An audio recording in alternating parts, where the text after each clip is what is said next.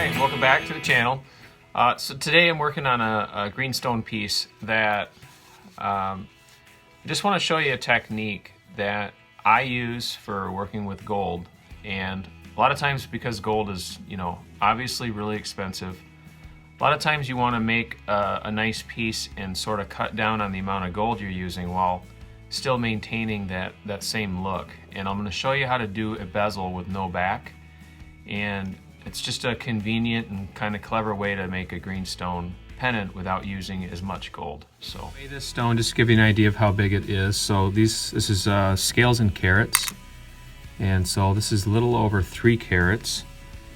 And let's go ahead and measure the stone as well. So this one is going to be about 9 by it looks like 7.7. So that's just to give you an idea. And the whole purpose of this video is to show you how to make a pendant or a bezel using less material, basically not using a back. So in this particular case, we're going to be using silver, and it's just a plain argenium bezel. Just going to use my sticky note here. Get a measurement of the stone.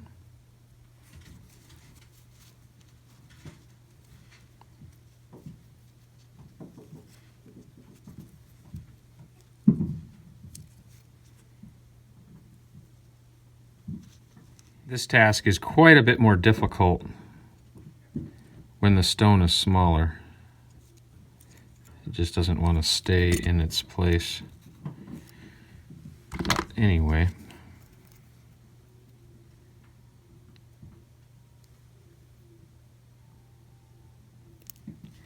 The precise measurement of this is so important to get your bezel right.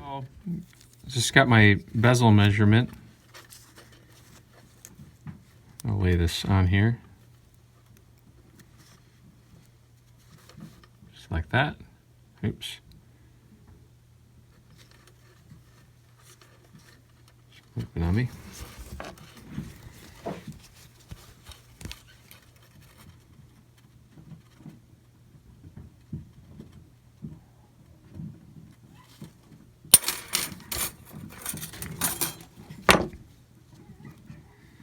Perfect, so here's the bezel. Now what I'm going to do is I'm going to file the edges first.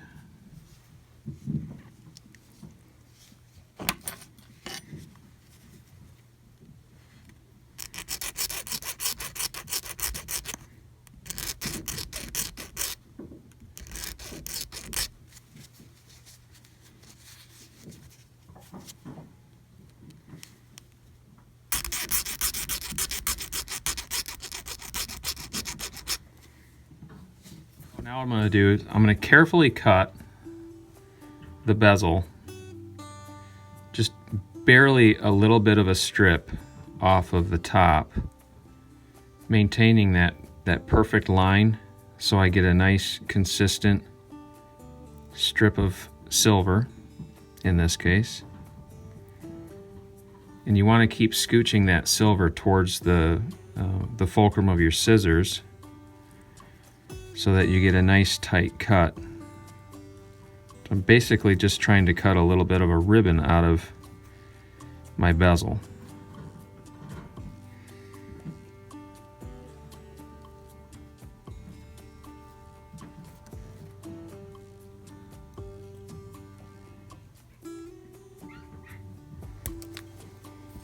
Okay, kind of went flying, but there's the piece right there.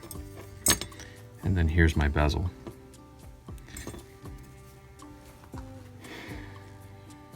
Have a piece of steel that I use to work on, and I'm just going to carefully just sort of flatten this piece back out.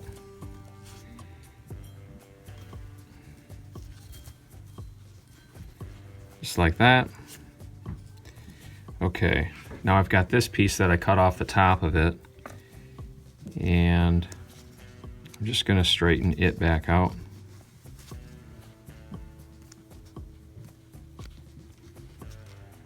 much as possible. Sometimes using your flat pliers does a nice job of that.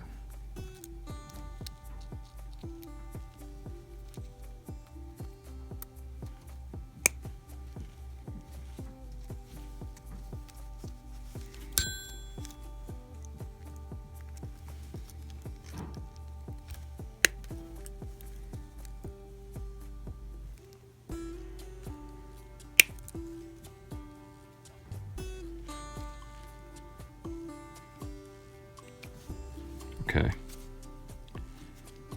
Straighter you get this, the better.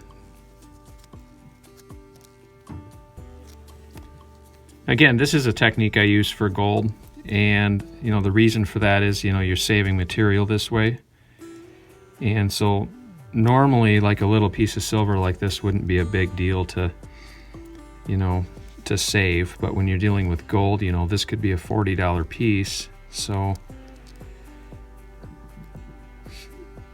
this segment is just all about the technique here. So now what you're trying to do is you're just creating a ledge for that stone to sit on.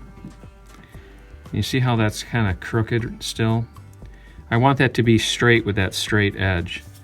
So I have to keep working that until I get that edge straight. Now you can kind of see that I've gotten this edge quite a bit straighter. And so now that's what I'm going to use to create the bezel. It really is just pretty straightforward. So I'm just going to get some flux along the edge of the bezel.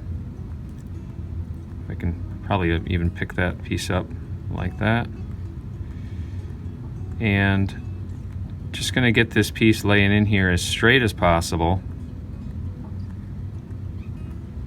Now I want to leave enough room on the straight edge here that I have. That's going to be the top of the piece.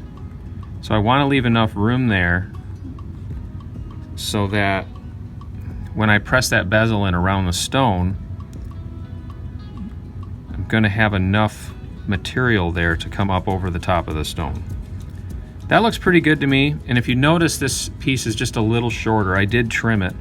There's a pretty good reason for that, just where these joints, where they come together.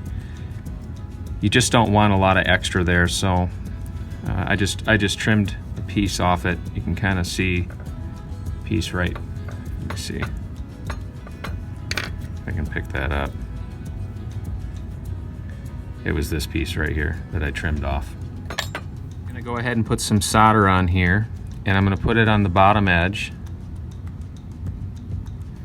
And I'm going to do that just because I don't want to bump that that strip. I feel like I've got it pretty much where I want it. So I don't want to, like, when I'm soldering, I don't want to put the wire like on the piece and move that around. So I'm going to hope it doesn't move on me. I'm going to give this a shot.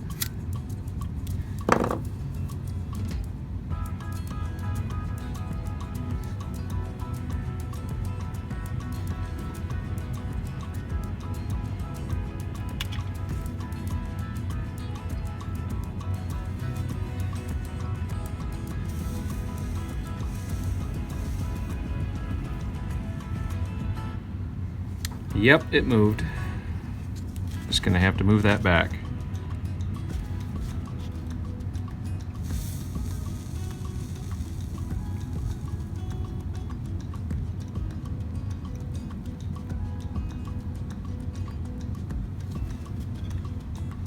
Okay, that looks really good.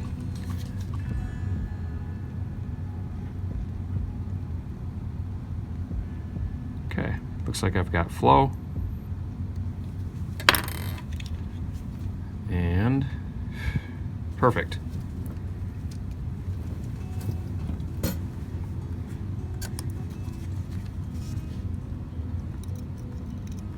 Here is my new bezel strip that I'm going to be using.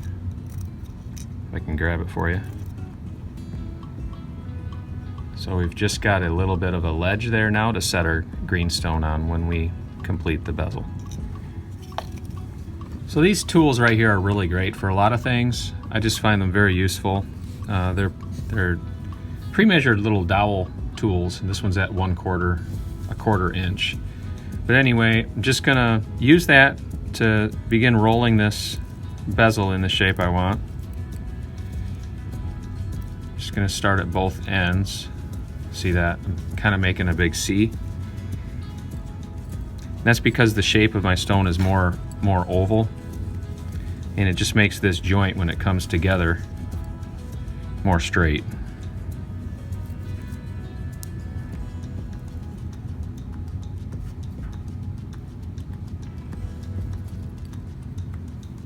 A lot like that.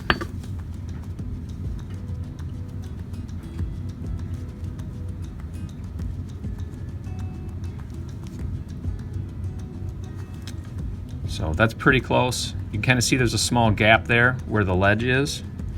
And I mean, that's fine. It's holding up most of the stone, and that just gives me that little bit of space there to make this seam really, really straight and clean.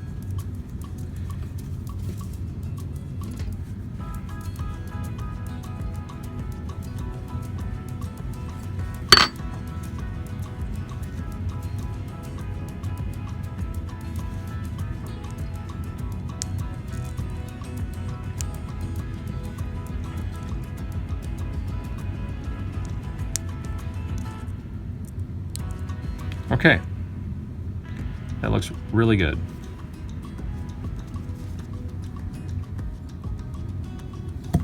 Just gonna put some flux paste on this.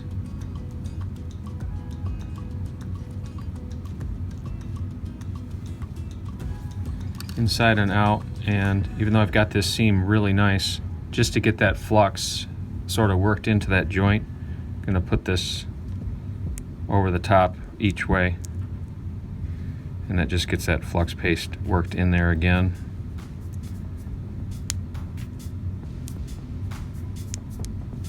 Now, it's the most important thing to have the top, have that top seam look good, and right now it does. So I'm going to go ahead and set that down and solder that.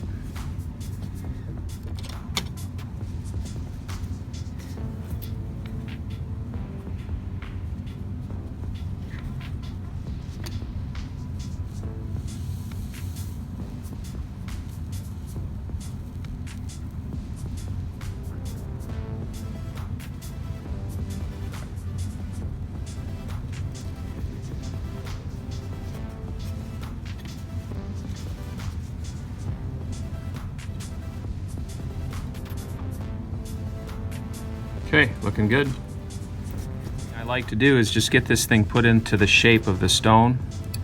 So what I do is I just kind of look at the stone and then sort of press the bezel into generally the shape it is or will be.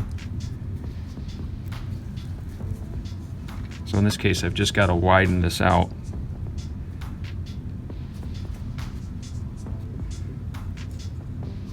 To what was it, about 7 by 9.